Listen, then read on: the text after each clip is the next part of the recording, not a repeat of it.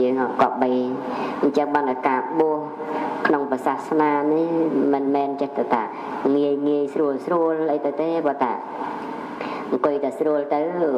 បួសគ្រប់តែគ្នាហ្នឹងញាតិញោមលែងមានប្តីហើយព្រោះប្រុសថាស្រួលមកបួសអស់ហើយនោះតែវាមិនស្រួលអាស្រ័យហេតុនឹងបច្ច័យសិក្សាគ្រប់គ្រាន់បានឲ្យមកបួសឥឡូវឧទាហរណ៍ថាតើឥឡូវខ្ញុំកណាស្មានលើកតំណែងរាជាគណៈហ្នឹងឲ្យទៅប៉ូលីសមកបួសមកមើលបួសម្ដងបំអត់ឲ្យតំណែងប៉ុណ្ណេះមិនមកបួសអត់មានបច្ច័យសិក្សាគ្រប់គ្រាន់ក្នុងការក្នុងហេតុជាអ្នកបួសនោះណាប្រក្រណថាចំណែកជាការបួសបានសាងនៅសេចក្តីល្អនោះគឺថាយើងមិនសូវចាប់អារម្មណ៍មិនសូវចាប់អារម្មណ៍មកឃើញតែទោសអូសដំណើរអីចឹងទៅហ្នឹងហើយលោកយ៉ាងនេះមួយលោកយ៉ាងនោះពីរអីចឹងទៅវាជារឿងនោះវាជារឿងបុគ្គលទេម្ចាស់ថ្លៃហើយសង្ឃអ្នកបួសណាលោកទាំងឡាយកុំច្រឡំអ្នកបួសជាស្ថាប័នជាចង្កោមជាសមាគមធំមួយក្នុងចក្រវាលសង្ឃជាបឋមប្រធានសង្ឃនេះគ្មានពាក្យថាខុសទេគ្មានពាក្យថាខុសគ្មានពាក្យថាអាក្រក់ទេតែអាក្រក់ហ្នឹងបុគ្គលពិខុជាបុគ្គលនោះទេដែលខុសมันអាចតែបុគ្គលនឹងខុសមួយទៅចោលដល់សង្ឃផ្សេងណាអាក្រក់យ៉ាងនេះយ៉ាងនោះមិនទេអញ្ចឹងបានតែព្រះរាមាភិព្រះអង្គតែងតែប្រកាសពោលឲ្យយើងធ្វើនៅបុណ្យជាមួយនឹងសង្ឃកុំឲ្យយើងធ្វើបុណ្យជាមួយបុគ្គលក្រែងវាស្ដាយក្រែងនៅបានផលតិចអញ្ចឹងបានលោកទាំងឡាយកុំធ្វើបុណ្យជាមួយនឹងបុគ្គលធ្វើអីឲ្យទិសចំពោះសង្ឃអញ្ចឹងទៅរឿងបុគ្គលហ្នឹងបើថាធ្វើត្រូវវាអត់អីទេបើធ្វើខុសទៅវាដូចតែចង្វាក់គេទាញទម្លាក់ជ្រោះយកចង្វាក់ហ្នឹងមកពាក់កព្រមឲ្យគេអូសទម្លាក់ជ្រោះហ្នឹងអញ្ចឹងណាដោយសម័យក្រោយពុទ្ធកាលមកមានមហាទេវៈតែមិនមែនទេវមនីទេណាព្រះមហាទេវៈហ្នឹងគេថាចេះចាំបត្រៃ3ដកចេះចាំគ្រប់បែបយ៉ាងប៉ុន្តែលោកធ្វើអនន្តរិយកម្មដល់តែ3ដល់តែ4នោះ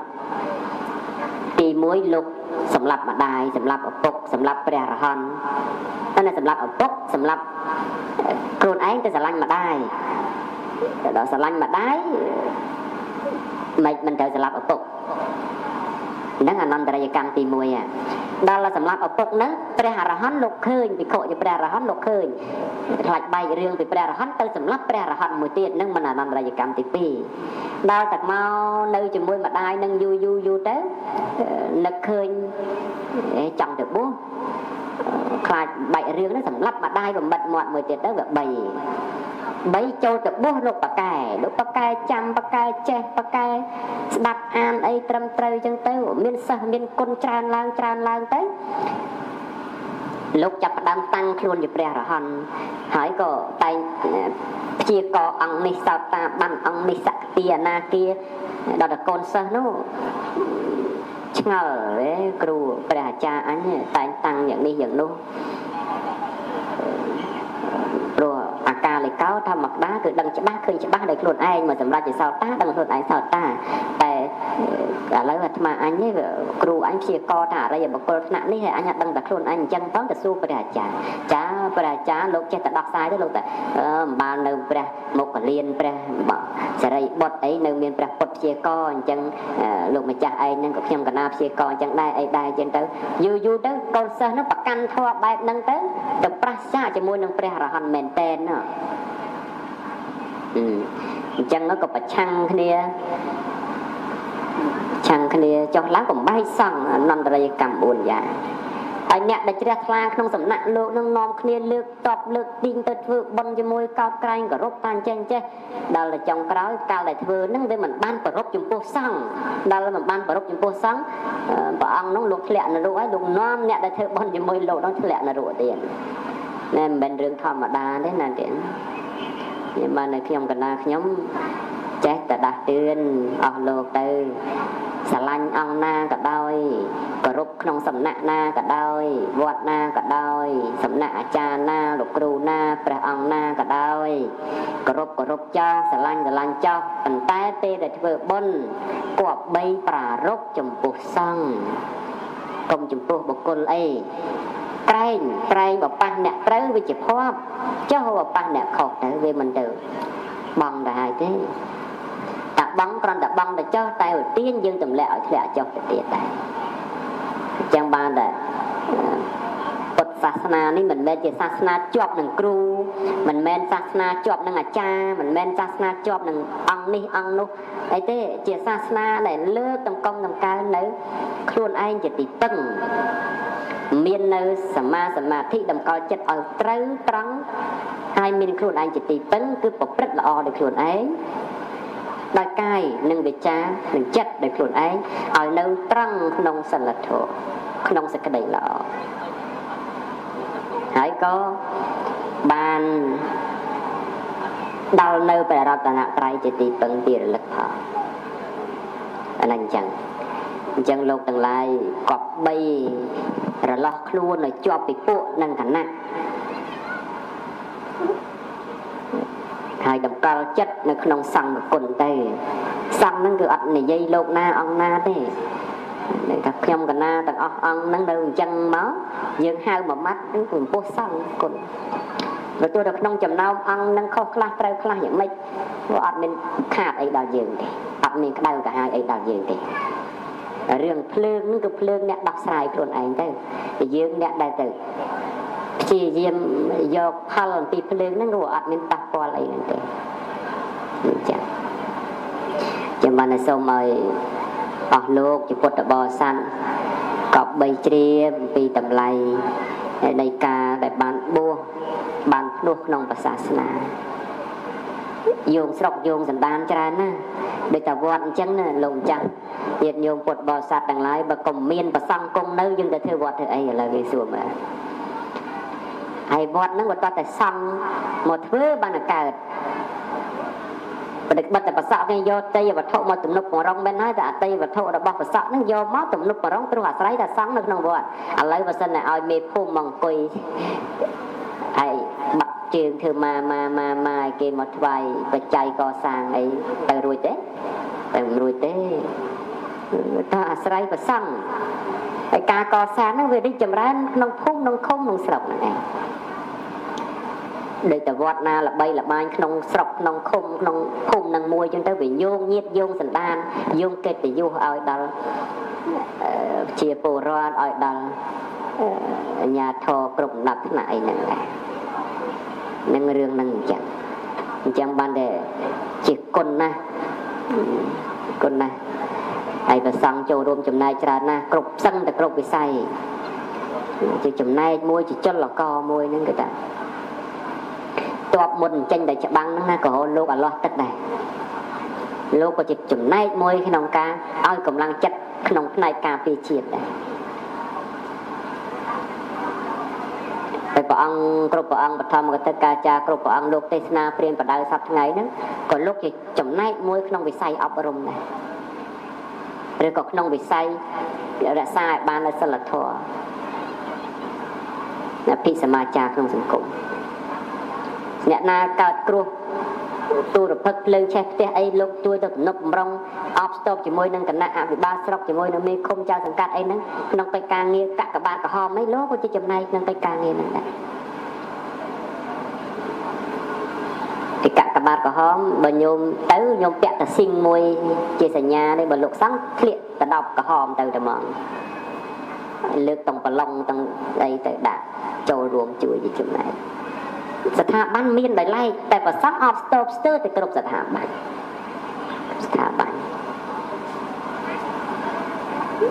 អានេះគឺជាវិស័យមួយដែលយើងក្នុងសម័យមុនមិនគិតថាអត់ប្រយោជន៍ទេតែក្នុងសម័យបច្ចុប្បន្ននេះអាចគិតថាអត់ប្រយោជន៍ខ្លះមិនដឹងគេទៅវត្តធ្វើអីមិនដឹងឯនាំគ្នាធ្វើបុណ្យធ្វើអីជាមួយផងពួកលោកអស់ហ្នឹងមកបានប្រយោជន៍អីអត់បានគិតអំពីអ្វីដែលជាប្រយោជន៍ចេញពីសាសនា បើសិនជាអត់ប្រយោជន៍ដូចដែលយើងគិតមែននោះមិនមែនអ្នកប្រាជ្ញបណ្ឌិតលើកតម្កង់តម្កើងសាសនាហ្នឹងមកដាក់ក្នុងរដ្ឋធម្មនុញ្ញទេលើកមកដាក់ក្នុងរដ្ឋធម្មនុញ្ញព្រោះអាស្រ័យថានឹងជារឿងសំខាន់មួយដែរហើយការគៀងគរមនុស្សក្នុងចលករសាសនានេះគឺមានកម្លាំងខ្លាំងជាងការ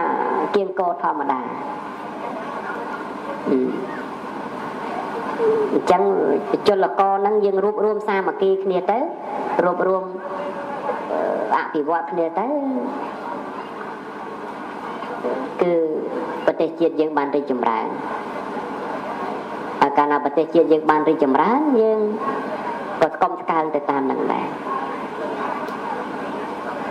លោកទាំងឡាយមកដល់ដំណាក់កាលនេះហើយមិនមែនជាដំណាក់កាលរកខុសរកត្រូវទេតែជាដំណាក់កាលដែលប្រឹងទាំងអស់គ្នាប្រឹងដើម្បីជួយសង្គមជួយនៅប្រទេសជាតិរបស់យើងហើយក៏សូមផ្ដាំផ្ញើជូនដល់យុវជនជំនាន់ក្រោយក៏បីលៃយ៉ាងម៉េចឲ្យចេះស្ថិតនៅក្នុងក្រមសីលធម៌ព្រោះថាដែលយើងរៀនដល់បណ្ឌិតនោះក៏គ្មានតម្លៃដែរបើសិនតែយើងគ្មានក្រមសីលធម៌មិនរៀនដល់បណ្ឌិតមើលទៅអ្នកជុំវិញថាជាសម្រាមល្ងង10ចិត្តមិនចេះអីហ្នឹងគឺមិនទេណាបើកាលណាយើងរៀនកាន់តែខ្ពស់យើងក៏បីអនុគ្រោះឲ្យកាន់តែទៀបដល់ជនគ្រប់ស្រទាប់វណ្ណៈឥឡូវយើងរៀនចាប់បណ្ឌិតបើយើងដើរឈើដាក់គេត្រង់អញ្ចឹងទៅគេមិនលើកដៃសាទរយើងទេប៉ុន្តែបើយើងរៀនត្រឹមណាអក្ខរកម្មក៏ដោយតែយើងទៅចេះលើកដៃសម្រៀបសួរសំពះគេសម្ដែងគេរវៈគេក៏រាប់រកយើងវិញអញ្ចឹងដែរអញ្ចឹងចំណេះដឹងវាប្រសើរហើយប៉ុន្តែបើចេះដឹងហើយប្រកបដោយក្រមសីលធម៌នោះរឹងរឹកតែប្រសើរដែរប៉ុន្តែបើមានតែក្រមសីលធម៌ខ្វះចំណេះដឹងក៏វាពិបាកដែរអញ្ចឹងហើយទើបសូមឲ្យយើងលើកកម្ពស់តម្លៃសិក្សានេះគឺប្រឹងសិក្សាស្វែងយល់ស្រាវជ្រាវព្រាវរកនៅចំណេះដឹងឯណាថ្មីដែលយើងមិនទាន់ដឹងមិនទាន់ចេះឲ្យចេះប៉ុន្តែពេលដែលចេះដឹងហើយក៏បីត្រូវរស់នៅក្នុងក្រមសីលធម៌កុំចេះរហូតដល់ថ្នាក់មើលទៅឃើញអ្នកជំវិញខ្លួនដូចមិនមែនមនុស្សអញ្ចឹងនោះក៏មិនកើតដែរហើយការដែលកើនឡើងនៅមនុស្សបែបនេះក៏កំគួរឲ្យកើនឡើងបន្តអីក៏បីកាត់បន្ថយដើម្បីធានាឲ្យបាននៅសេចក្តីសុខទាំងអ្នកដែលចេះអ្នកមិនចេះរួបរวมគ្នាសាមគ្គីគ្នាជាចលករដើម្បីស្ដារឲ្យបាននៅធនធានមនុស្សដែលមានចំណេះដឹងនិងសិលធម៌កាលណាប្រទេសដែលមានចំណេះមានប្រជាជនដែលមានចំណេះដឹងច្រើនហើយមានសិលធម៌ច្រើនគឺប្រទេសល្អឥឡូវប្រជាជនយើង16លានអ្នកជាងអ្នកចេះសពថ្ងៃក៏ច្រើនដែរប៉ុន្តែចេះមែនហូបសម្រាមនៅតែបោះចោលដែរអាហ្នឹងក៏មិនខិតដឹងតែចេះមកធ្វើអីរៀនចាប់បណ្ឌិតហ្នឹងមកធ្វើអីទេហ្នឹងហើយព្រោះកាលណាយើងចេះយើងត្រូវទៅប្រកបដោយសេចក្តីថ្លៃថ្នូរ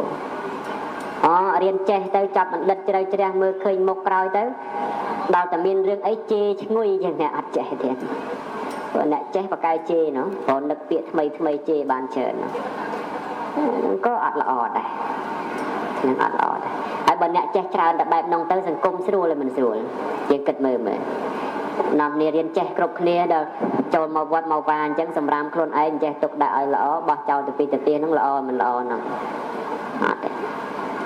ចេះយកមកធ្វើអីចេះអញ្ចឹងដល់ តែចេះខ្លះទៀតទៅគេធ្វើមិនតាន់ហើយផងនោះក៏ខុសនេះក៏ខុសតែបើដឹងតែខុសអញ្ចឹងក៏មិនធ្វើម្ដងទៅនេះអញ្ចឹងឬក៏ទៅធ្វើខ្លួនឯងមួយឲ្យកើតតែមកនេះអញ្ចឹងចេះដែរតែចេះទៅចេះតោះហ្នឹងក៏មិនតាន់តែល្អប្រសើរទេអាដែលចេះទៀតទៅចេះតិចចេះដាសាហើយហួរនិនទាគ្នាចុះឡើងហ្នឹងក៏មិនយើងចេះប្រសើរអីទេអ្នកចេះពិតប្រកបគឺអ្នកចូលរួមជាចំណែកអនុវត្តនៅសេចក្តីល្អឲ្យគេឃើញឲ្យគេយកគំរូតាមប៉ុន្តែទោះតែគេមិនឃើញទោះតែគេមិនយកគំរូតាមក៏ដោយក៏ត្រូវតែធ្វើខ្លួនឯងឲ្យជាគំរូដល់គ្រួសារខ្លួនឯងដល់កូនចៅខ្លួនឯងហើយពេលណាដែលយើងជួយតាមរយៈបែបហ្នឹងសង្គមយើងពោពេញដោយសិលធម៌អញ្ចឹងការអភិវឌ្ឍទៅគឺស្រួលណាស់ហើយបើសង្គមមានអសិលធម៌ច្រើនអភិវឌ្ឍដល់ណាក៏ដោយក៏នៅតែលំបាកអញ្ចឹងព្រោះរបស់ទាំងអស់វាត្រូវការប្រើប្រាស់ដោយសិលធម៌ដូចផ្លូវថ្នល់អញ្ចឹងលូស្ពានអីអញ្ចឹងកាលណាមនុស្សមានសិលធម៌ទៅប្រើប្រាស់ល្អ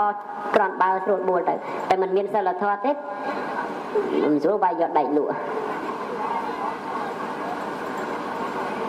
អញ្ចឹងវត្តអារាមអញ្ចឹងកសាងបានស្អាតក៏ដោយតែបើសង្គមជុំវិញវត្តអារាមអត់មានសិលធម៌ទេបើគេលួចខ្ទេចរបស់របរអស់លោកហ្នឹងតបានក៏លួចទៅលក់អេតចាយដែរដាក់ធាតខ្មោចក្នុងចេតិយហ្នឹងក៏ចាក់ចេញយកទៅលក់អស់ដែរយកកោតទៅលក់លួចតាំងពីសម្បត្តិខ្មោចឡើងទៅអាហ្នឹងគឺមិនមកដល់ពីសង្គមវាអត់សិលធម៌អត់សិលធម៌ហ្នឹងណាជាសំខាន់ណាស់អញ្ចឹងបានថាចេះតែអភិវឌ្ឍតែខ្វះសិលធម៌មិនកើតមានតែសិលធម៌បើខ្វះចំណេះក៏មិនកើតអញ្ចឹងបានសូមឲ្យយើងជាយុវជនចំនួនក្រោយៗក៏បីធ្វើពីរឿងនេះឲ្យដើរទៅទន្ទឹមគ្នាហើយរៀនបណ្ដោះមនសិការពីយើងនឹងទៅជាពិសេសមេដាបៃតាអាណាព្យាបាលហ្នឹងក៏បីលៃយ៉ាងម៉េចណែបង្រៀនកូនឲ្យស្ថិតនៅក្នុងក្រមសីលធម៌ហើយមានមនសិការពីក្មេងៗបានគ្នាធំឡើងមានទិសដៅច្បាស់លាស់យើងចេះប្រាប់កូនចេះសួរកូនថាកូនឯងបានចាកូនឯងរៀនដើម្បីធ្វើអីរៀនដើម្បីចេះតែកូនឯងចេះហើយកូនឯងធំឡើងចង់ធ្វើអីក្មេងខ្លះថាខ្ញុំចង់ធ្វើប៉ូលីសក្មេងខ្លះខ្ញុំថាចង់ធ្វើទាហានធ្វើគ្រូបង្រៀនធ្វើគ្រូពេទ្យអីចឹងទៅយើងសួរក្មេងៗទៅមុខទៅឆ្លើយថាអញ្ចឹងណាប៉ុន្តែពេលដែលយើងសួរមកដល់ចំណុចមួយទៀតថាពេលដែលកូនឯងធ្វើប៉ូលីសទាហានហើយគ្រូបង្រៀនគ្រូពេទ្យហើយតែកូនឯងធ្វើអីទៀតដោយច្រើនក្មេងនឹងគៀងតែមិនដឹងឆ្លើយថាម៉េចទេអញ្ចឹងហើយយើងជាម្ដាយឪពុកគប្បីបង្រៀនកូនថាពេលដែលកូនឯងបានធ្វើកិច្ចការងារនឹងហើយកូនគប្បីនៃយ៉ាងម៉េចជួយប្រទេសជាតិយើងជួយសង្គមយើងជួយគ្រួសារយើងជួយបងប្អូនយើងឲ្យបាននៅសេចក្តីសុខប្រកបដោយមនសិការបែបនេះមួយបែបនេះពីរអញ្ចឹងទៅពេលណាយើងបង្រៀនអញ្ចឹងក្មេងវាដកអានឹងមកពេលដែលដាក់គំនិតបែបហ្នឹងមកគឺក្មេងកំណត់គោលដៅរៀនហើយមាននៅមនសិការៈក្នុងការជួយនៅប្រទេសជាតិហ្នឹងដោយមិនអាត្មានិយមទេពេលដែលក្មេងនឹងធំឡើងប៉ុន្តែយើងសប្ងៃណាស់តែរៀនដល់ទុតិយភូមិអីហើយបានចាប់ផ្ដើមប្រាប់អារឿងបែបហ្នឹងឲ្យគ្នាអាហ្នឹងវាសឹងហួសពេលទៅហើយព្រោះអាផ្នត់គំនិតពីខាងដើមនោះកាលដែលនៅជាថ្មយើងមិនព្រមឆ្លាក់ដល់តែឆ្លាក់នឹងដីខ្សាច់វាមិនជាប់ព្រោះស្អីវាត្រូវការពីខាងដើមឥឡូវលោកទាំងឡាយសាកមើលកាលដែលកូនលោកទាំងឡាយទៅចេះនិយាយថ្មីបើម្ដាយចេះអង់គ្លេសឪពុកចេះអង់គ្លេសនិយាយតែអង់គ្លេសជាមួយកូនបើកូនចេះអង់គ្លេសបើនិយាយមួយខ្មែរនិយាយចិនចេះចិនដល់បើធំឡើងចាំនិយាយជាមួយវាទៅរៀនផងអីផងទិញផងមិនចង់ទៅមុខទេអញ្ចឹងអ្វីក៏ដោយវាត្រូវការពីខាងដើមអញ្ចឹងបានតែសូមឲ្យយើងនឹងបង្រៀនកូនបង្រៀនចៅយើងពីខាងដើមហ្នឹង បណ្ដោះនៅចំណេះដឹងឲ្យគ្នាហើយនៅមនសិការដល់គ្នាផងកុំឲ្យដល់ទៅពេលធំឡើងកូនអត់មានមនសិការយើងខាងពិបាកចិត្តអញខំឲ្យរៀនឲ្យសូត្រអស់ទាំងលុយអស់ទាំងកាក់មិនសមណា3ណាឯងចោលមកសៀតដល់ថ្នាក់នឹងសោះយើងទៅស្ដាយក្រោយហើយវាហួសពេលហើយព្រោះយើងអត់បានបណ្ដោះនោះអត់បានបណ្ដោះនៅមនសិការឲ្យកូនរបស់យើងប៉ុណ្ណឹងទៅចោវែងឆ្ងាយទៅទៀតក៏ចេះតែវែងទៅហ្នឹងហើយអាសាតែមេក្រូថ្ងៃនេះរៀងស្រួលនិយាយទៅចេះតែភ្លេចខ្លួនទៅតាមបណ្ដាលបុណ្យខ្លះមេក្រូមិនសូវល្អទៅក៏មួយម៉ាត់ពីរម៉ាត់ទៅចេះតែលែងទៅនិយាយទៅស្ដាប់គ្នាមិនកើតនោះតែបរិស័ទក្នុងវត្តបលាំងនេះមានសម្ដាប់ធ្នាប់ផងដាក់កម្មការរៀបចំល្អផងអីផងមានមេក្រូនិយាយស្រួលផងតែក៏ចេះតែលងទឹកមាត់ហ្នឹងទៅមានតែប៉ុណ្្នឹងទេចូលរួមជាចំណែកក្នុងការអបអរសាទរជាមួយនឹងព្រះរាជាគណៈព្រះមន្ត្រីសង្ឃដែលទទួលបានការតែងតាំងថ្មីតអនុវត្តក្នុងការជួយគាំពៀវិស័យពុទ្ធកសិក្សាវិស័យសាសនាវត្តអារាមជាពិសេសវត្តអារាមទាំង62វត្តនៅក្នុងស្រុករលៀបអ៊ី63ហើយឡើង3ឡើង1ទៀតឡើង4ណា64ណាឡើង1ទៀតហ្នឹងហើយណាឡើងពុទ្ធោ1ទៀតហ្នឹងហើយអញ្ចឹង64ធម្មយុត្ត2ធម្មយុត្ត2មហានិកាយ2ត្រូវ64ហើយទទួលការខុសត្រូវជាព្រះលេខាអនុគុណហ្នឹងគឺតាមសំវេទនីហើយព្រោះពាក្យតាលេខាហ្នឹងមិនដែលស្រួលទេម្ចាស់ថ្លៃហើយមេនទៅប្រើលេខាទៅដល់ធ្វើមិនបានដូចចិត្តមិនទៅរករឿងអ្នកណារករឿងលេខាហ្នឹងអញ្ចឹងកិច្ចការងារលេខាដូចកិច្ចការងារចតុកអញ្ចឹងណាគេប្រើឲ្យតែមកយកថ្ងៃល្ងាចព្រឹកគេថាកិច្ចការងាររវល់ហើយកិច្ចការងារទំនួលខុសត្រូវធំណាស់ក្នុង64វត្តហ្នឹងមានវត្តខ្ញុំកណាខ្ញុំមួយដែរជាចំណុះហ្នឹងក៏សុទ្ធតែនៅក្រោមការមើលការខុសត្រូវរបស់ព្រះមន្ត្រីសង្ឃស្រុកហ្នឹងឯងមិនអ្នកណាតែគ្រាន់បើជាអាជ្ញាធរជាអ្នកគ្រប់គ្រងនោះអត់មានទេអញ្ចឹងមានប៉ុណ្ណឹងសូមឲ្យការដឹកនាំរបស់ព្រះគុណម្ចាស់ប្រកបដោយធម៌ជាសង្ឃហៈអនុគ្រោះមេត្តាដល់ព្រះសង្ឃដែលនៅក្រៅអាវានក្នុងស្រុកហើយបានភាពរីកចម្រើនតិចតិចអស់កាលជាងវែងតទៅយ៉ាងធម្មទេសនាងទេសសាមេទីធម៌វិសេសទេសនាដែលសម្ដែងនៅខ្ញុំបកណ្ណាអាត្មាភាពប្រសនមិត្តចាប់ដែរប៉ុណ្ណេះឯងអេវ៉ាំងចំណោមចង្កោមនៃស្ថាប័នសង្ឃបើគិតថាមន្ត្រីឋានានុក្រមជាចៅវាយស្រុកជាអភិបាលរងស្រុកអីហ្នឹងគឺថាកាន់តំណែងទីជាព្រះគ្រូហ្នឹងហើយប៉ុន្តែដល់ថ្ងៃហ្នឹងជាបុណ្យប្រកាសស្រោចស្រពនៅសកលធវេរីប្រគេនពោះព្រះគ្រូឲ្យឡើងទៅជាព្រះទីជាព្រះក្នុងរាជាគណៈនោះមាន4ពួកក្នុងប្រអប់និងមួយពួកទៀតនៅក្រៅប្រអប់នេះថាព្រះរាជាគណៈដែលនៅក្នុងប្រអប់នោះខ្ពង់ខ្ពស់ធំជាងគេហ្នឹងគឺថ្នាក់ឯកមាន3ចុះបន្តមកថ្នាក់ទូលមាន6ចុះមកទៀតមកថ្នាក់ត្រីចុះមកទៀតមកថ្នាក់ចាត់ថ្វាដល់តែក្នុងចំណោមព្រះរាជាគណៈទាំង4ប្រអប់នេះមានគ្រប់បរិបូរណ៍ហើយតែប្រការណាព្រះមហាក្សត្រព្រះអង្គផ្សព្វព្រះរាជហឫទ័យប្រោះព្រះរាជទានទីក្រៅប្រអប់នឹងគឺថ្នាក់កិត្តិយសនឹងដែលឡើងទៅជាព្រះរាជាគណៈថ្នាក់កិត្តិយសនឹងគឺរាជាគណៈប្រែឲ្យស្រួលស្ដាប់ថាពួកក្រុមនៃស្ដេចអញ្ចឹងសាមណៈស័ក្តិហ្នឹងគឺថ្កុំថ្កើងខ្ពង់ខ្ពស់ឧត្តមឧត្តមណាបើធៀបជាមួយនឹងក្រមងាររបស់កុហកហ្នឹងគឺឡើងទីរាជាគណៈហ្នឹងគឺឡើងជាអុកញ៉ាឡើងទីជាអុកញ៉ាអញ្ចឹងទៅអុកញ៉ា ក្នុងសម័យបច្ចុប្បន្នហ្នឹងគឺថាតើតែមានទ្រព្យធនសម្បត្តិជួយបរិច្ចាគក្នុងការកសាងអភិវឌ្ឍប្រទេសជាតិតាមចំនួនកំណត់ដែលរាជរដ្ឋាភិបាលបានកំណត់ទៅបានទទួលក្រមងារទីជាអង្គញាចុះប្រសង់ទៅបានទៅជួយអីបានតែលើកតម្កុំតម្កើងឲ្យបានទីជាអង្គញាអីចឹងដែរតែជួយយ៉ាងម៉េចជួយក្នុងវិស័យកសាងនៅហេដ្ឋារចនាសម្ព័ន្ធក្នុងវត្តការកសាងនៅវត្តនៅអារាមនេះគឺជាគុណសម្បត្តិដែលបញ្ជាក់អំពីតម្លៃដែលព្រះអង្គបានពុះពៀកសាងនៃវត្តបលាំងអញ្ចឹងមើលមាននៅព្រះវិហារមាននៅសាលាឆាន់មាននៅកុដិថ្មីដែរត្រៀមនឹងកាត់ខ្សែបូស្អែកនឹងផងនេះជាស្នាមពហុរបស់ពីណាស្នាមពហុរបស់ព្រះគ្រូចៅអធិការដែលគង់បទរមាននៅក្នុងវត្តហ្នឹងវត្តមិនមែនចេះតែធ្វើទៅបានដូចបំណងដូចចិត្តដែលយើងនឹកចង់បានចង់ឲ្យកើតហ្នឹងចេះតែកើតស្រួលនោះក៏អត់ទេគឺត្រូវការពុះពៀរាល់ឧបសគ្គដើម្បីកសាងនេះជាចំណែកមួយក្នុងការអភិវឌ្ឍនៃប្រទេសជាតិឲ្យរីកចម្រើនតាមបែបភូមិនិងឃុំ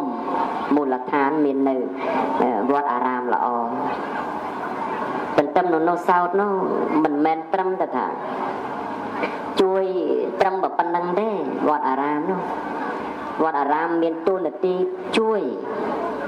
ដល់រាជរដ្ឋាភិបាល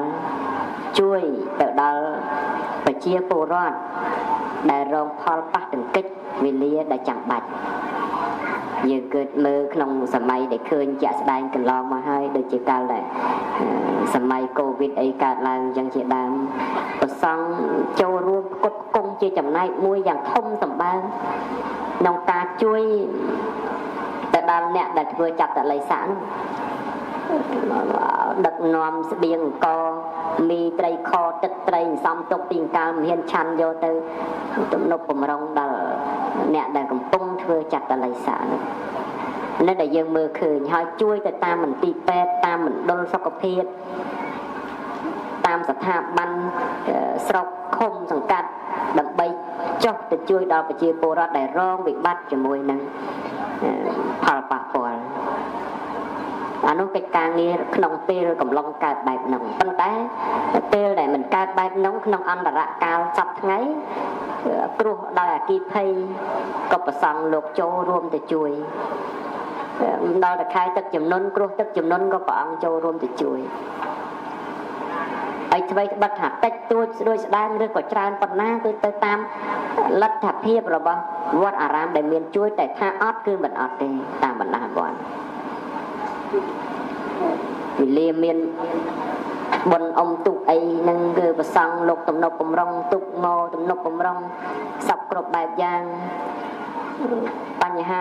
គឺវិភាគទានដែលចេញពីវត្តអារាមហ្នឹងគឺមានទៅគ្រប់កន្លែងតាំងពីរដ្ឋបាលឃុំរដ្ឋបាលស្រុកគឺថាវត្តចូលរួមជាចំណែកក្នុងការគាំពៀមិនមែនថាវត្តជាដង្ហើមរបស់ទាំងអស់នឹងទេប៉ុន្តែរដ្ឋក៏ជាចំណែកមួយជាកោសិកាមួយក្នុងការគាំពៀវិស័យទាំងអស់នឹងដែរហើយទាំងអស់នឹងបានមកវិញដោយសារអីបានដោយសារការមាននៅវត្តមានរបស់ព្រះគ្រូចៅអធិការដែលព្រះអង្គដឹកនាំហើយមាននៅមនោសញ្ចេតនាមាននៅចិត្តបរិច្ចាគនៅអ្វីដែលជាគរុភ័ណ្ឌរបស់វត្តអបឡោកឲ្យទៅជាសាធារណប្រយោជន៍ជាសារណទាននេះជារឿងដែលប្រសង់លោកបានចូលរួមជាចំណែកចំណែកមួយទៀតគឺថាវិស័យពុទ្ធកសិក្សាវិស័យពុទ្ធកសិក្សានេះគឺថាក៏ដើរតួយ៉ាងសំខាន់ដែរក្នុងការបង្រៀនព្រានប្រដៅដល់យុវជនឬក៏ចំពោះសាមណនិស្សិតគុណគុណម្ចាស់គ្រប់ព្រះអង្គព្រះមេត្តាករុណាជ្រាបនឹងជ្រាបថាស្ថាប័នពុទ្ធកៈនេះជាស្ថាប័នដែលពី ពីដើមសម្បូរដោយធនធានជាស្ថាប័នរៀងថាសំណាងបន្តិចកាលខាងដើមមុនប៉ុន្តែមកដល់សម័យកាលនេះគឺថារៀងអភ័ព្វដូចម្ដេចទៅដែលហៅថាអភ័ព្វមធ្យមសិក្សាឬក៏ឧត្តមសិក្សាក្នុងពុទ្ធកៈមិនសូវជាអីទេប៉ុន្តែសម្រាប់បឋមពុទ្ធកៈនេះគឺរៀងអភ័ព្វដូចម្ដេចទៅបកណាគុណម្ចាស់ញាតិញោមជាពុទ្ធបរិស័ទរៀងជ្រាបថាពីដើមកូនដែលមានចំណេះវិជ្ជាមាននៅសិល្បៈឆ្លៀសឆ្លាតបានមានសទ្ធាចូលមកបួសហើយសិក្សាទៅគឺថាទៅមុខលឿនមិនពិបាកដល់គ្រូបាអាចារ្យទេប៉ុន្តែសប្តាហ៍ថ្ងៃនេះបុគ្គលដែលបានមករៀនមកសូត្រក្នុងពុទ្ធសាសនាហើយមកបួសហ្នឹងដោយច្រើនទៅគឺអ្នកដែលឈប់ចូលសាលារៀនមិនកើតម្ដាយមិនដឹងទៅណាក៏ដេញឲ្យមកបួសដែរកិច្ចសាលាមិនចូលសាលាម្ដាយឪពុកមិនដឹងទៅណាក៏ដេញឲ្យមកបួសមកឬក៏អ្នកខ្លះមាននៅចេតនាអីត្រឹមត្រូវទេប៉ុន្តែខ្វះនៅធនធានសម្រាប់រៀនសូត្រក៏បញ្ជូនមកបួសមកដើម្បីសង្ឃឹមថាផ្ញើខ្លួននឹងសាសនាឲ្យបានរៀនបានសូត្រទន្ទឹមនឹងនោះសោតទៀតវិស័យអប់រំនានាមិនថារដ្ឋមិនថាឯកជនទេពេលដែលលោកទទួលបង្រៀនតាមសាលាស្ថាប័នគ្រឹះស្ថានសិក្សាផ្សេងគឺគាត់ទទួលតែបង្រៀននិងបង្ហាត់ទេប៉ុន្តែសម្រាប់ពុទ្ធកសិក្សាវិញបើកាលណាបើកសាលាឲ្យលោករៀនហើយគឺចិញ្ចឹមទាំងបាយទាំងទឹកទាំងភ្លើងទាំងទីស្នាក់នៅគ្រប់សពបែបយ៉ាងហើយកូនទាំងអស់នោះជាកូនរបស់អ្នកណាមិនមែនជាកូនរបស់លោកទេកូនក្នុងសមណភាពក៏ពិតមែនហើយប៉ុន្តែ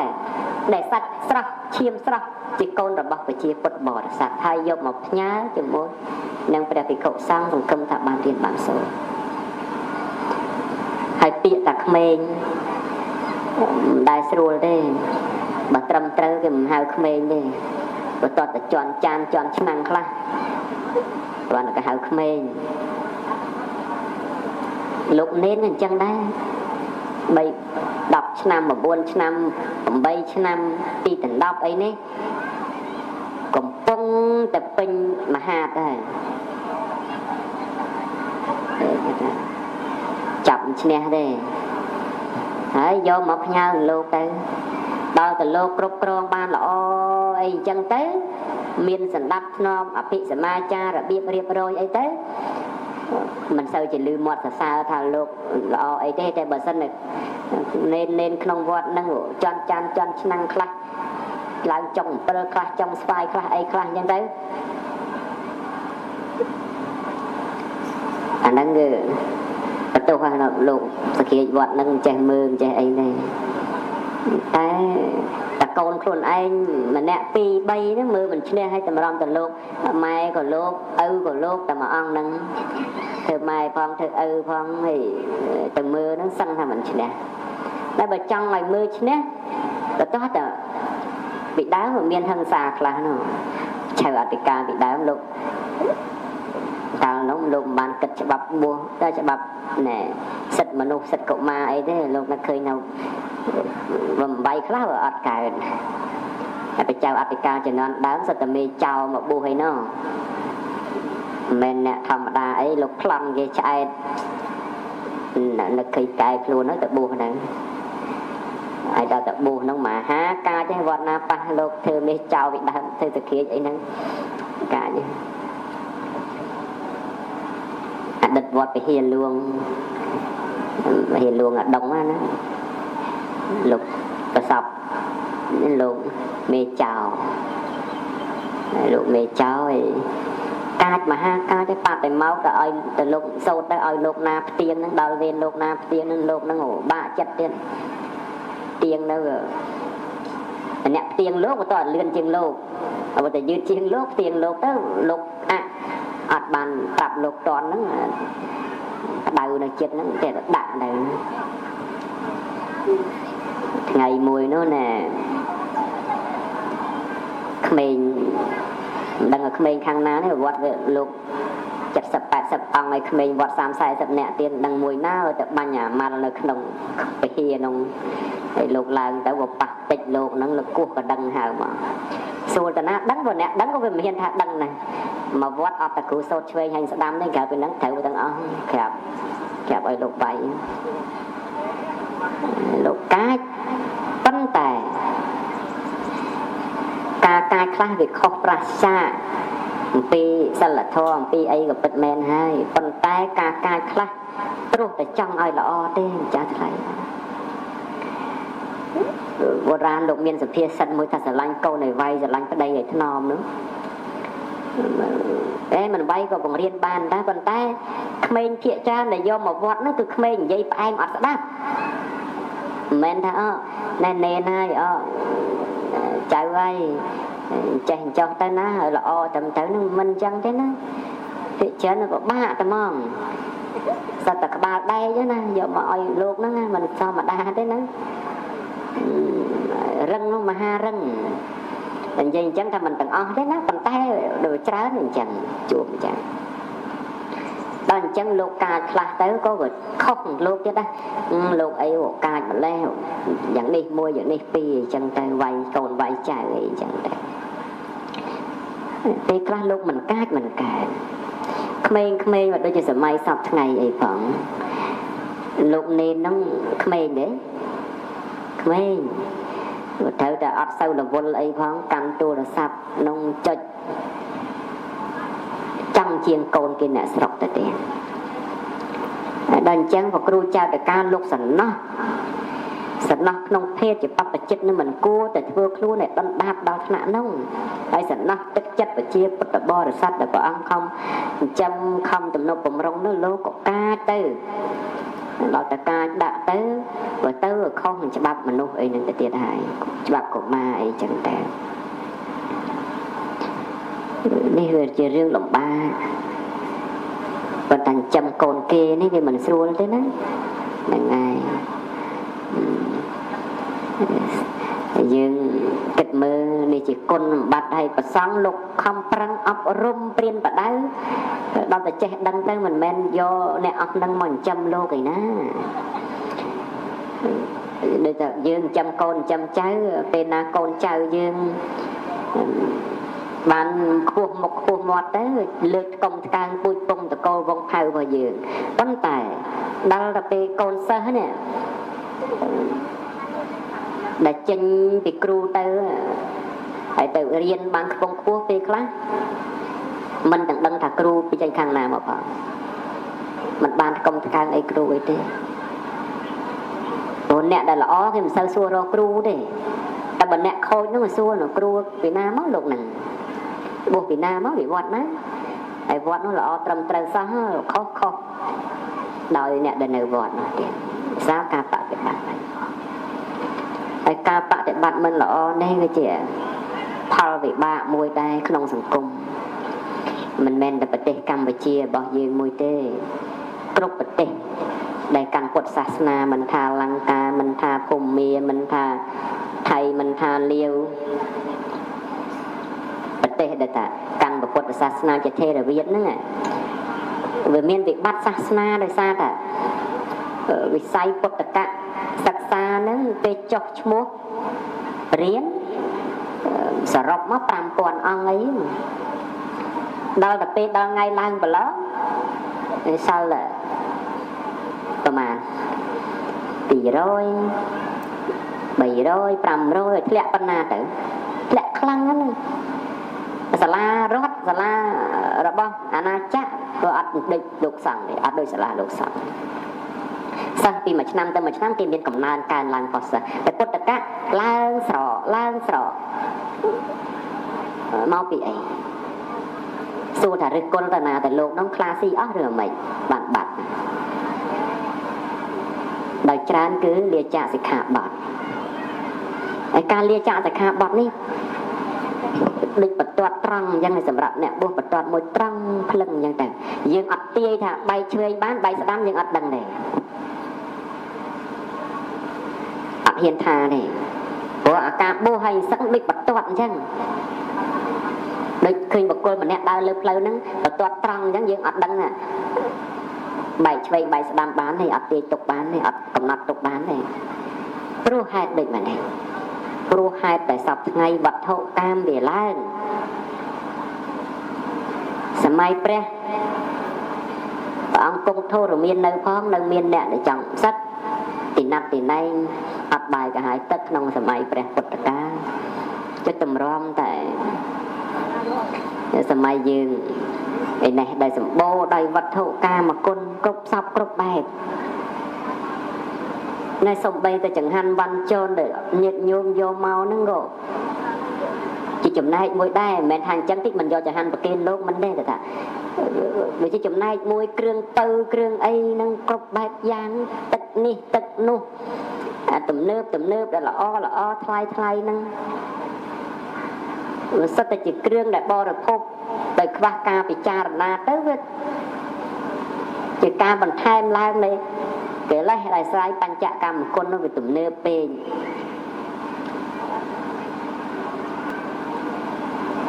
ងាកទៅសម្ភារៈទៅក៏វាទំនើបងាកទៅមនុស្សនោះក៏ល្អងាកទៅ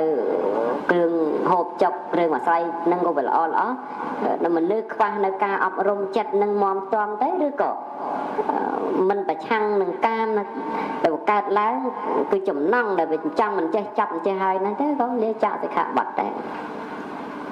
ហើយនឹងអត់មាននរណាមកក្រាន់បើងសឹកអីហ្នឹងទេកុំមិនអាចសន្យាបានថាបួសទៅអង្គនឹងបួសទៅអូត្រឹតែថ្ងៃលិចហ្នឹងក៏មិនហ៊ានថាព្រោះផ្លូវវាត្រង់បំបិតមែនហើយតែផ្លូវបែកវាច្រើន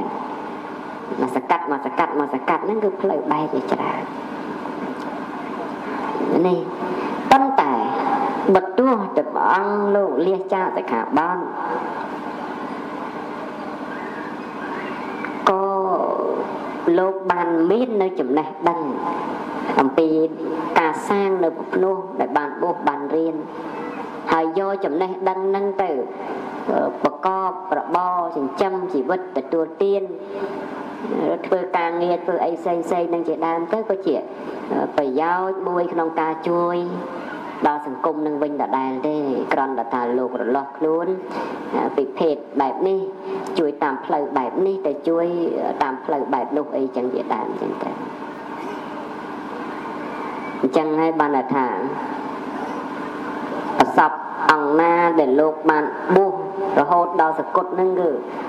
លោកតស៊ូណាស់តែល្មមទេទៅមិនរួចទេទុកមិនជាប់ទេណាកុំថាឡើយតំណែងទីរាជាគណៈហ្នឹងក៏ដោយតំណែងអីក៏ដោយតែថាទៅឲ្យខ្លោះមិនជាប់ចង្វាក់ក៏មិនជាប់ដែរត្រូវដោះទៅហើយនោះតែបើត្រូវនៅវិញនៅតែគេដេញអាកងធៀងថ្នោតតែមិនក៏នៅតែនៅអញ្ចឹងនេះរឿងភ្នោះនោះវាខ្លាំងអញ្ចឹងណាស្រ័យលើបច្ច័យសិស័កតាក់តែងហ្នឹងគឺខ្លាំងអញ្ចឹងតែចង់សឹកហើយអញ្ជើញដាក់ត្រង់ដែកចុះនៅតែសឹកបានអញ្ចឹងព្រះអង្គខ្លះមុននឹងសឹកនោះមានប្រសក់មកយំលហេមលហាមសិស្សគុណយំលហេមឡាមពាត់ជុំវិញនៅតែសឹកបានអញ្ចឹងឲ្យតែថាចង់ហើយព្រះអង្គខ្លះដែលលោកមិនចង់សឹកនោះទៅពីអូហ่าមិនគេទាញហ្មងក៏លោកមិនសឹកលោកសុខចិត្តសកត់នឹងភ្នោះហ្នឹងណាអញ្ចឹងបានថាឧបនិស្ស័យបួសនឹងសឹកនេះមានកម្លាំងខ្លាំងដូចគ្នាអត់តែមានណាគាត់បើជាងណាទេមិនថាទេអាត្មាគាត់បើជាងគេគាត់បើជាងកណាគាត់បើជាងព្រះអង្គអត់មានទេក៏សឹកតែរឿងថ្ងៃណាថ្ងៃនោះបើមិនខ្លាំងមានបែកផ្លូវទៅត្រង់អាហ្នឹងខ្លាំងមែនអញ្ចឹងតែយើងក៏បីអញ្ចឹងបានតែការបួសក្នុងព្រះសាសនានេះមិនមែនចេះតែងាយស្រួលអីទៅទេបើតាអង្គុយតែស្រួលទៅបួសគ្រប់តែគ្នាហ្នឹងញាតិញោមលែងមានប្តីហើយព្រោះប្រុសតែស្រួលមកបួសអស់ហើយនោះ តែវាមិនស្រួលអាស្រ័យហេតុនឹងបច្ច័យសិក្សាគ្រប់គ្រាន់បានឲ្យមកបួសឥឡូវឧទាហរណ៍ថាតើឥឡូវខ្ញុំកណាស្មានលើកតំណែងរាជាគណៈហ្នឹងឲ្យទៅប៉ូលីសមកបួសមកមើលបួសម្ដងបំអត់ឲ្យតំណែងប៉ុណ្ណេះក៏មិនមកបួសអត់មានបច្ច័យសិក្សាគ្រប់គ្រាន់ក្នុងការក្នុងហេតុជាអ្នកបួសនោះណាប្រក្រណថាចំណែកជាការបួសបានសាងនៅសេចក្តីល្អនោះគឺថាយើងមិនសូវចាប់អារម្មណ៍មិនសូវចាប់អារម្មណ៍មកឃើញតែទោសអូសដំណើរអីចឹងទៅហ្នឹងហើយលោកយ៉ាងនេះមួយលោកយ៉ាងនោះពីរអីចឹងទៅវាជារឿងនោះវាជារឿងបុគ្គលទេម្ចាស់ថ្លៃហើយសង្ឃអ្នកបួសណាលោកទាំងឡាយកុំច្រឡំ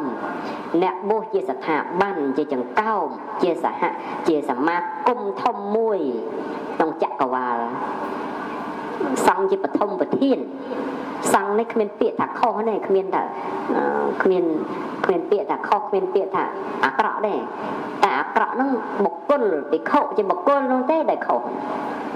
มันអាចតែបុគ្គលនឹងខុសមួយទៅចោលដល់សង្ឃផ្សេងណាអាក្រក់យ៉ាងនេះយ៉ាងនោះមិនទេអញ្ចឹងបានតែព្រះរាមាភិព្រះអង្គតែងតែប្រកាសពោលឲ្យយើងធ្វើនៅបុណ្យជាមួយនឹងសង្ឃកុំឲ្យយើងធ្វើបុណ្យជាមួយបុគ្គលក្រែងវាស្ដាយក្រោយក្រែងនៅបានផលតិចអញ្ចឹងបានលោកទាំងឡាយកុំធ្វើបុណ្យជាមួយនឹងបុគ្គលធ្វើអីឲ្យទិសចំពោះសង្ឃអញ្ចឹងទៅរឿងបុគ្គលហ្នឹងបើថាធ្វើត្រូវវាអត់អីទេបើធ្វើខុសទៅវាដូចតែចង្វាក់គេទាញទម្លាក់ជ្រោះយកចង្វាក់ហ្នឹងមកពាក់កព្រមឲ្យគេអូសទម្លាក់ជ្រោះហ្នឹងអញ្ចឹងណាដោយសម័យក្រោយពុទ្ធកាលមកមានមហាទេវៈតែមិនមែនទេវមនីទេណាព្រះមហាទេវៈហ្នឹងគេថាចេះចាំបត្រៃ3ដកចេះចាំគ្រប់បែបយ៉ាងប៉ុន្តែលោកធ្វើអនន្តរិយកម្មដល់តែ3ដល់តែ4នោះទី1លោកសម្លាប់ម្ដាយសម្លាប់ឪពុកសម្លាប់ព្រះរហន្តតែសម្លាប់ឪពុកសម្លាប់ខ្លួនឯងទៅស្រឡាញ់ម្ដាយដល់ស្រឡាញ់ម្ដាយមិនត្រូវសម្លាប់ឪពុកហ្នឹងអនន្តរិយកម្មទី1ដល់សម្រាប់ឪពុកហ្នឹងព្រះអរហន្តលោកឃើញពិខុជាព្រះអរហន្តលោកឃើញខ្លាចបែករឿងពីព្រះអរហន្តទៅសម្រាប់ព្រះអរហន្តមួយទៀតហ្នឹងមិនអនន្តរិយកម្មទី2ដល់តែមកនៅជាមួយម្ដាយនឹងយូរទៅនឹកឃើញចង់ទៅបួសខ្លាចបែករឿងហ្នឹងសម្រាប់ម្ដាយបំបិតមាត់មួយទៀតទៅវា3ចូលទៅបួសលោកប៉ាកែចាំប៉ាកែចេះប៉ាកែស្ដាប់អានអីត្រឹមត្រូវចឹងទៅមានសិស្សមានគុណច្រើនឡើងទៅលោកចាប់ផ្ដើមតាំងខ្លួនជាព្រះរហន្តហើយក៏តែងព្យាករអង្គនេះសោតាបានអង្គនេះសក្តិអនាគាដល់តែកូនសិស្សនោះឆ្ងល់គ្រូព្រះអាចារ្យអញតែងតាំងយ៉ាងនេះយ៉ាងនោះព្រោះអាកាលិកោធម្មតាគឺដឹងច្បាស់ឃើញច្បាស់ដោយខ្លួនឯងមកសម្រាប់ជាសោតាដឹងខ្លួនឯងសោតាតែឥឡូវអាត្មាអញនេះគ្រូអញព្យាករថាអរិយបុគ្គលថ្នាក់នេះអញអត់ដឹងតែខ្លួនអញអញ្ចឹងផងទៅសួរព្រះអាចារ្យចាព្រះអាចារ្យលោកចេះតែដោះស្រាយទៅលោកតែអំបាលនៅព្រះមុខលៀនព្រះសរិបុត្រអីនៅមានព្រះពុទ្ធព្យាករអញ្ចឹងលោកម្ចាស់ឯងហ្នឹងក៏ខ្ញុំកណាព្យាករអញ្ចឹងដែរអីដែរអញ្ចឹងទៅយូរទៅកូនសិស្សហ្នឹងប្រកាន់ធម៌បែបហ្នឹងទៅប្រាស្រ័យជាមួយនឹងព្រះអរហន្តមែនតែនណាអញ្ចឹងក៏ប្រឆាំងគ្នាចុះឡើងបំបែកសង្ឃអនន្តរិយកម្ម4យ៉ាងហើយអ្នកដែលជ្រះថ្លាក្នុងសំណាក់លោកនឹងនាំគ្នាលើកតបលើកទីងទៅធ្វើបុណ្យជាមួយកោតក្រែងគោរពតាចេះដល់តែចុងក្រោយកាលដែលធ្វើហ្នឹងវាមិនបានប្ររពចំពោះសង្ឃដល់មិនបានប្ររពចំពោះសង្ឃព្រះអង្គនោះលោកធ្លាក់នរកហើយលោកនាំអ្នកដែលធ្វើបុណ្យជាមួយលោកនោះធ្លាក់នរកទៀតណែមិនមែនរឿងធម្មតាទេណាទៀតនេះបាននៅខ្ញុំកណ្ដាលខ្ញុំចេះតែដាស់តឿនអស់លោកទៅស្រឡាញ់អង្គណាក៏ដោយគោរពក្នុងសំណាក់ណាក៏ដោយវត្តណាក៏ដោយសំណាក់អាចារ្យណាលោកគ្រូណាព្រះអង្គណាក៏ដោយគោរពចាស់ស្រឡាញ់ចោះប៉ុន្តែពេលដែលធ្វើបុណ្យគប្បីប្រារព្ធចំពោះសង្ឃកុំចំពោះបុគ្គលអីក្រែងបប៉ះអ្នក ត្រូវវាជាភ័ព្វចុះបើប៉ះអ្នកខុសទៅវាមិនទៅបងទៅហើយទេតែបងគ្រាន់តែបងទៅចុះតែឧទានយើងទម្លាក់ឲ្យធ្លាក់ចុះទៅទៀតដែរអញ្ចឹងបានតែពុទ្ធសាសនានេះមិនមែនជាសាសនាជាប់នឹងគ្រូមិនមែនសាសនាជាប់នឹងអាចារ្យមិនមែនសាសនាជាប់នឹងអង្គនេះអង្គនោះអីទេជាសាសនាដែលលើកតម្កុំតម្កើងនៅខ្លួនឯងជាទីពឹងមាននៅសមាសមាធិតម្កល់ចិត្តឲ្យត្រូវត្រង់ហើយមានខ្លួនឯងជាទីពឹងគឺប្រព្រឹត្តល្អដោយខ្លួនឯងដោយកាយនិងវាចានិងចិត្តដោយខ្លួនឯងឲ្យនៅត្រង់ក្នុងសិលធម៌ក្នុងសេចក្តីល្អហើយក៏បានដល់នៅព្រះរតនត្រ័យជាទីពឹងទីរលឹកផងអាហ្នឹងអ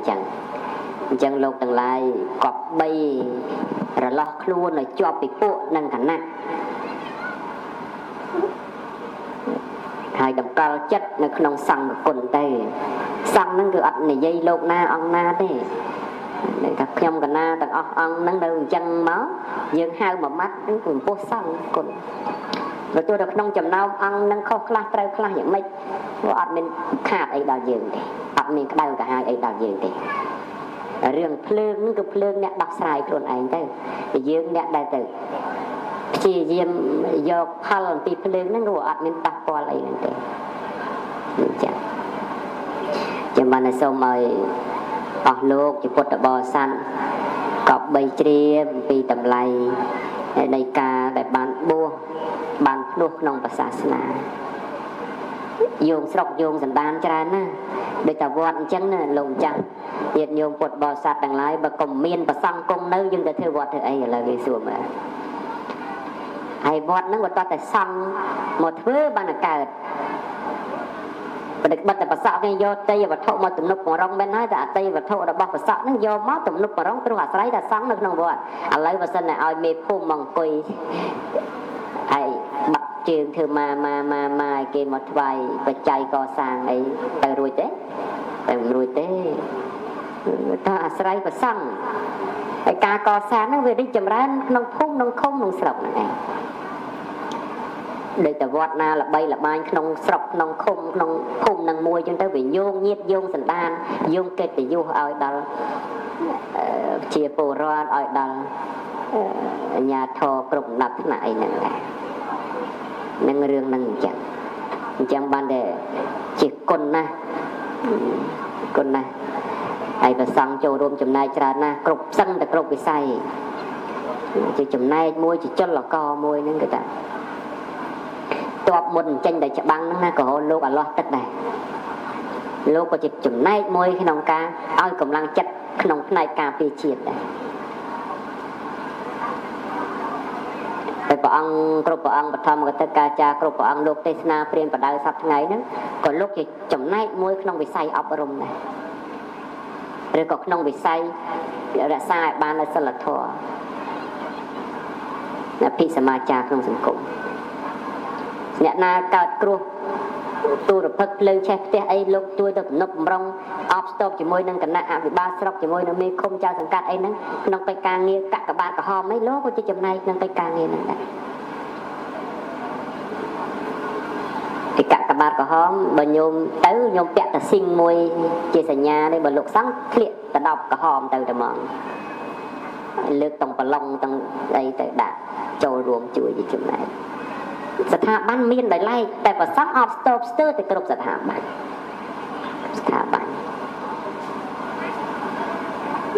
អានេះគឺ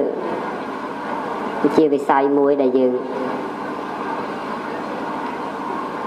ក្នុងសម័យមុនមិនគិតថាអត់ប្រយោជន៍ទេតែក្នុងសម័យបច្ចុប្បន្ននេះអាចគិតថាអត់ប្រយោជន៍ខ្លះមិនដឹងគេទៅវត្តធ្វើអីមិនដឹងឯនាំគ្នាធ្វើបុណ្យធ្វើអីជាមួយផងពួកលោកអស់ហ្នឹងមកបានប្រយោជន៍អីអត់បានគិតអំពីអ្វីដែលជាប្រយោជន៍ចេញពីសាសនាបើសិនជាអត់ប្រយោជន៍ដូចដែលយើងគិតមែនហ្នឹងមិនមែនអ្នកប្រាជ្ញបណ្ឌិតលើកតម្កើងសាសនាហ្នឹងមកដាក់ក្នុងរដ្ឋធម្មនុញ្ញទេលើកមកដាក់ក្នុងរដ្ឋធម្មនុញ្ញព្រោះអាស្រ័យថានឹងជារឿងសំខាន់មួយដែរហើយការគៀងគរមនុស្សក្នុងចលករសាសនានេះគឺមានកម្លាំងខ្លាំង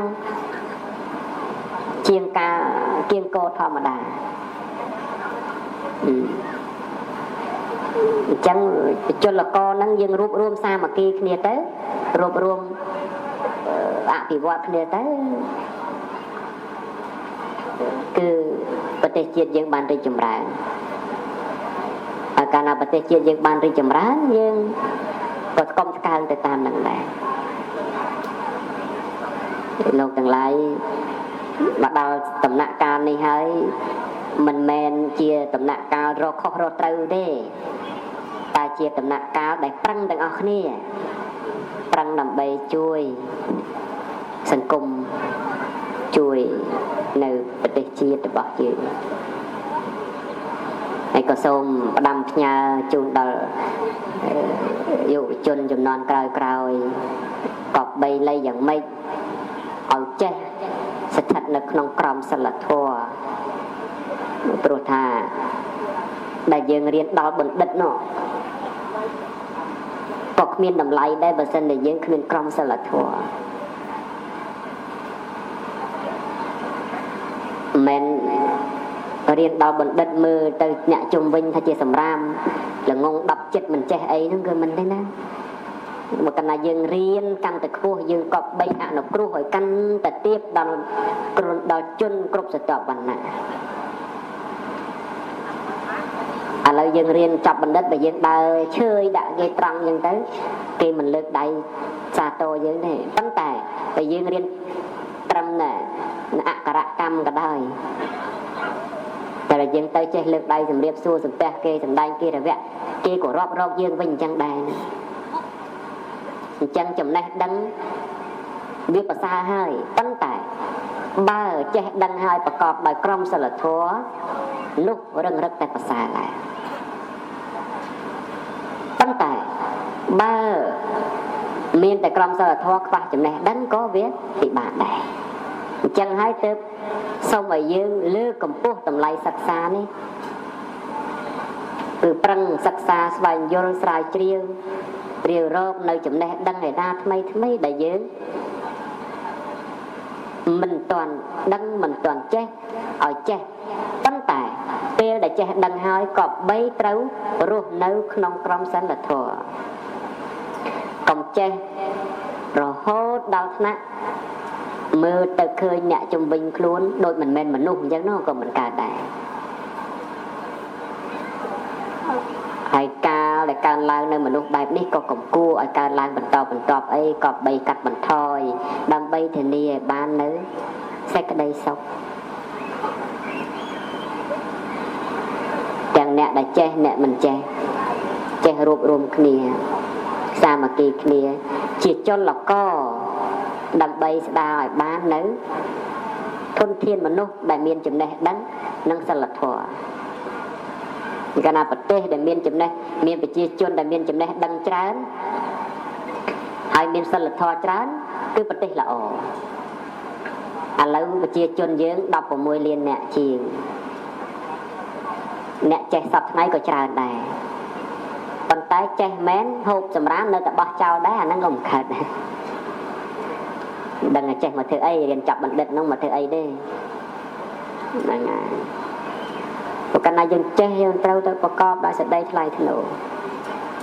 រៀនចេះទៅចាប់បណ្ឌិតជ្រៅជ្រះមើលឃើញមុខក្រោយទៅដល់តែមានរឿងអីជេរឈ្ងុយយ៉ាងអ្នកអត់ចេះទៀតព្រោះអ្នកចេះបកកាយជេរនោះព្រោះនឹកពាក្យថ្មីជេរបានច្រើនហ្នឹងក៏អត់ល្អដែរនឹងអត់ល្អដែរហើយបើអ្នកចេះច្រើនតែបែបនោះទៅសង្គមស្រួលឬមិនស្រួលយើងគិតមើលនាំគ្នារៀនចេះគ្រប់គ្នាដល់ចូលមកវត្តមកវាអញ្ចឹងសម្រាប់ខ្លួនឯងចេះទុកដាក់ឲ្យល្អបោះចោលទៅពីទៅទៀតហ្នឹងល្អមិនល្អហ្នឹងអត់ទេចេះយកមកធ្វើអីចេះអញ្ចឹងដល់តែចេះខ្លះទៀតទៅគេធ្វើមិនតាន់ហើយផងនោះក៏ខុសនេះក៏ខុសតែបើដឹងតែខុសអញ្ចឹងក៏មិនធ្វើម្ដងទៅអញ្ចឹងឬក៏ទៅធ្វើខ្លួនឯងមួយឲ្យកើតតែមកអញ្ចឹងចេះដែរតែចេះទៅចេះតោះហ្នឹងក៏មិនតាន់តែល្អប្រសើរទេតែចេះទៀតទៅចេះតិចចេះដាសាហើយហួរនិនទាគ្នាចុះឡើងហ្នឹងក៏មិនយើងចេះប្រសើរអីទេអ្នកចេះពិតប្រកបគឺអ្នកចូលរួមជាចំណែកអនុវត្តនៅសេចក្តីល្អឲ្យគេឃើញឲ្យគេយកគំរូតាម ប៉ុន្តែទោះតែគេមិនឃើញទោះតែគេមិនយកគំរូតាមក៏ដោយក៏ត្រូវតែធ្វើខ្លួនឯងឲ្យជាគំរូដល់គ្រួសារខ្លួនឯងដល់កូនចៅខ្លួនឯងហើយពេលណាដែលយើងជួយតាមរយៈបែបហ្នឹងសង្គមយើងពោពេញដោយសិលធម៌អញ្ចឹងការអភិវឌ្ឍទៅគឺស្រួលណាស់ហើយបើសង្គមមានអសិលធម៌ច្រើនអភិវឌ្ឍដល់ណាក៏ដោយក៏នៅតែលំបាកអញ្ចឹងព្រោះរបស់ទាំងអស់វាត្រូវការប្រើប្រាស់ដោយសិលធម៌ដូចផ្លូវថ្នល់អញ្ចឹងលូស្ពានអីអញ្ចឹងកាលណាមនុស្សមានសិលធម៌ទៅប្រើប្រាស់ល្អគ្រាន់បើស្រួលបួលទៅតែមិនមានសិលធម៌ទេមិនស្រួលបាយយកដៃលក់អញ្ចឹងវត្តអារាមអញ្ចឹងកសាងបានស្អាតក៏ដោយតែបើសង្គមជុំវិញវត្តអារាមអត់មានសិលធម៌ទេបើគេលួចខ្ទេចរបស់របរអស់លោកហ្នឹងតបានក៏លួចទៅលក់អេតចាយដែរដាក់ធាតខ្មោចក្នុងចេតិយហ្នឹងក៏ចាក់ចេញយកទៅលក់អស់ដែរយកកោតទៅលក់លួចតាំងពីសម្បត្តិខ្មោចឡើងទៅអាហ្នឹងគឺមិនមកដល់ពីសង្គមវាអត់សិលធម៌អត់សិលធម៌ហ្នឹងណាជាសំខាន់ណាស់អញ្ចឹងបានថាចេះតែអភិវឌ្ឍតែខ្វះសិលធម៌មិនកើតមានតែសិលធម៌បើខ្វះចំណេះក៏មិនកើតអញ្ចឹងបានសូមឲ្យយើងជាយុវជនចំនួនក្រោយៗក៏បីធ្វើពីរឿងនេះឲ្យដើរទៅទន្ទឹមគ្នាហើយរៀនបណ្ដោះមនសិការពីយើងនឹងទៅជាពិសេសមេដាបៃតាអាណាព្យាបាលហ្នឹងក៏បីលៃយ៉ាងម៉េចណែបង្រៀនកូនឲ្យស្ថិតនៅក្នុងក្រមសីលធម៌ហើយមានមនសិការពីក្មេងៗបានគ្នាធំឡើងមានទិសដៅច្បាស់លាស់យើងចេះប្រាប់កូនចេះសួរកូនថាកូនឯងបានចាកូនឯងរៀនដើម្បីធ្វើអីរៀនដើម្បីចេះតែកូនឯងចេះហើយកូនឯងធំឡើងចង់ធ្វើអីក្មេងខ្លះថាខ្ញុំចង់ធ្វើប៉ូលីសក្មេងខ្លះខ្ញុំថាចង់ធ្វើទាហានធ្វើគ្រូបង្រៀនធ្វើគ្រូពេទ្យអីចឹងទៅយើងសួរក្មេងៗទៅមុខទៅឆ្លើយថាអញ្ចឹងណាប៉ុន្តែពេលដែលយើងសួរមកដល់ចំណុចមួយទៀតថាពេលដែលកូនឯងធ្វើប៉ូលីសទាហានហើយគ្រូបង្រៀនគ្រូពេទ្យហើយតែកូនឯងធ្វើអីទៀតដោយច្រើនក្មេងនឹងគៀងតែមិនដឹងឆ្លើយថាម៉េចទេអញ្ចឹងហើយយើងជាម្ដាយឪពុកគប្បីបង្រៀនកូនថាពេលដែលកូនឯងបានធ្វើកិច្ចការងារនឹងហើយកូនគប្បីលៃយ៉ាងម៉េចជួយប្រទេសជាតិយើងជួយសង្គមយើងជួយគ្រួសារយើងជួយបងប្អូនយើងឲ្យបាននៅសេចក្តីសុខប្រកបដោយមនសិការបែបនេះមួយបែបនេះពីរអញ្ចឹងទៅពេលណាយើងបង្រៀនអញ្ចឹងក្មេងវាដកអានឹងមកពេលដែលដាក់គំនិតបែបហ្នឹងមកគឺក្មេងកំណត់គោលដៅរៀនហើយមាននៅមនសិការៈក្នុងការជួយនៅប្រទេសជាតិហ្នឹងដោយមិនអាត្មានិយមទេពេលដែលក្មេងនឹងធំឡើងប៉ុន្តែយើងសប្តាហ៍ណាស់តែរៀនដល់ទុតិយភូមិអីហើយបានចាប់ផ្ដើមប្រាប់អារឿងបែបហ្នឹងឲ្យគ្នាអាហ្នឹងវាសឹងហួសពេលទៅហើយព្រោះអាផ្នែកគំនិតពីខាងដើមនោះកាលដែលនៅជាថ្មយើងមិនព្រមឆ្លាក់ដល់តែឆ្លាក់នឹងដីខ្សាច់ខ្ញុំមិនជាប់ព្រោះស្អីវាត្រូវការពីខាងដើមឥឡូវលោកទាំងឡាយសាកមើលកាលដែលកូនលោកទាំងឡាយទៅចេះនិយាយថ្មីបើម្ដាយចេះអង់គ្លេសឪពុកចេះអង់គ្លេសនិយាយតែអង់គ្លេសជាមួយកូនបើកូនចេះអង់គ្លេសបើនិយាយមួយខ្មែរនិយាយចិនចេះចិនដល់បើធំឡើងចាំនិយាយជាមួយវាទៅរៀនផងអីផងទិញផងមិនចង់ទៅមុខទេអញ្ចឹងអ្វីក៏ដោយវាត្រូវការពីខាងដើមអញ្ចឹងបានតែសូមឲ្យយើងនឹងបង្រៀនកូនបង្រៀនចៅយើងពីខាងដើមហ្នឹងបណ្ដោះនៅចំណេះដឹងឲ្យគ្នាហើយឲ្យនៅមនសិការដល់គ្នាផងកុំឲ្យដល់ទៅពេលធំឡើងកូនអត់មានមនសិការយើងខាងពិបាកចិត្តអញខំឲ្យរៀនឲ្យសូត្រអស់ទាំងលុយអស់ទាំងកាក់មិនសមណា3ណាឯងចោលមកសៀតដល់ថ្នាក់នឹងសោះយើងទៅស្ដាយក្រោយហើយវាហួសពេលហើយព្រោះយើងអត់បានបណ្ដោះនោះអត់បានបណ្ដោះនៅមនសិការឲ្យកូនរបស់យើងតែប៉ុណ្្នឹងទៅចោលវែងឆ្ងាយទៅទៀតក៏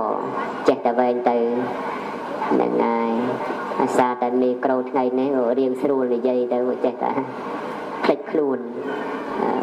ទៅតាមបណ្ដាលបុណ្យខ្លះមីក្រូមិនសូវល្អតែក៏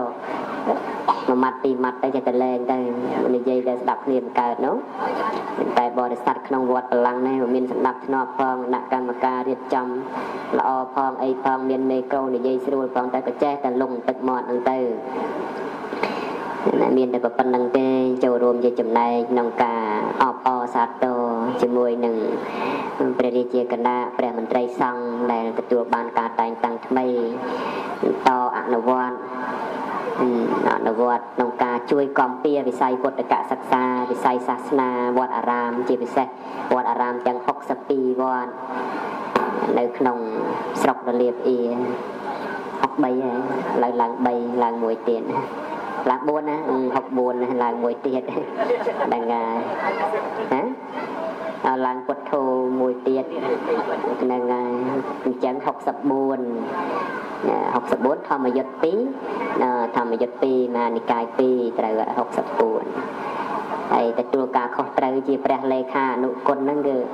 ทางซัมเบตเนียตัวเปียตเลขาน้ำได้สรุปได้จัดอะไรเมนเต๋อแปลเลขาเต๋อดอดเพิ่มบางโดยจัดมันจะรอเรื่องเนี่ยน่ารอเรื่องเลขาเนี่ยไงจังกิจการเงี้ยเลขาโดยกิจการเงี้ยจะตกอย่างนั้นนะก็แปลให้แต่ว่ายุบไงเงี้ยเปิดngười taកិច្ចការងាររវល់កិច្ចការងារទំនួលខុសត្រូវធំណាស់ក្នុង64 វត្តហ្នឹងមានវត្តខ្ញុំកណាខ្ញុំមួយដែរជាចំណុះហ្នឹងក៏សុទ្ធតែនៅក្រោមការមើលការខុសត្រូវរបស់ព្រះមន្ត្រីសង្ឃស្រុកហ្នឹងឯងមិនអ្នកណាតែគ្រាន់បើជាអាជ្ញាធរជាអ្នកគ្រប់គ្រងនោះអត់មានទេអញ្ចឹងមានប៉ុណ្ណឹងសូមឲ្យការដឹកនាំរបស់ប្រគុណម្ចាស់ប្រកបដោយធម៌ជាសង្ឃហៈអនុគ្រោះមេត្តាដល់ប្រសង់ដែលនៅក្រៅអាវានក្នុងស្រុកឲ្យបានភាពរីកចម្រើនត្រជាក់ត្រជុំអស់កលជាងវែងតទៅយ៉ាងធម្មទេសនាងទេសសាមេទីធម៌មកវិសេសទេសនាដែលសម្ដែងនៅខ្ញុំបកណាអាត្មាភាពប្រសនមិត្តចាប់តែប៉ុណ្ណេះឯងអេវ៉ាំង